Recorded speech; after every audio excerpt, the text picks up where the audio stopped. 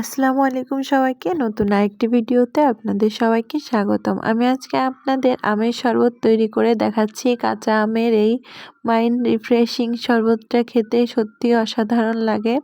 প্রথমে আমি কাঁচা আম 3টা নিয়ে এগুলোকে কুচি করে কেটে নিয়েছি। এরপর 2টো কাঁচামরিচ নিলাম, লেবু, বিট লবণ, পুদিনা পাতা। ব্লেন্ডারের জগের মধ্যে আমি এবার আম, কাঁচামরিচ, পুদিনা পাতা, তারপর দিয়ে নেব লবণ। এরপরে বিট লবণ দিয়ে লেবুর রস দিয়ে নিচ্ছি। লেবুর রস দেওয়া হয়ে গেলে 2.5 চামচ পরিমাণ চিনি দিয়ে নিচ্ছি। চিনি দেওয়া হয়ে গেলে এবার কিছুটা পরিমাণ পানি দিয়ে ব্লেন্ডার করে নেব। ব্লেন্ডার করা হয়ে গেলে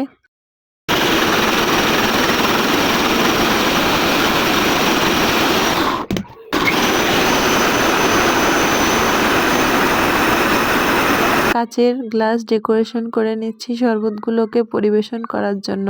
কিছুটা বরফ কুচি দিয়ে নেব যাতে একটু ঠান্ডা ভাবটা ভালো লাগে।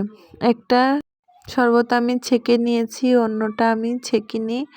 এবার দুটো পরিবেশন করলাম। আজকের মতো এ পর্যন্ত। ভিডিওটি ভালো লাগলে লাইক, কমেন্ট, শেয়ার করতে ভুলবেন না। আল্লাহ হাফেজ।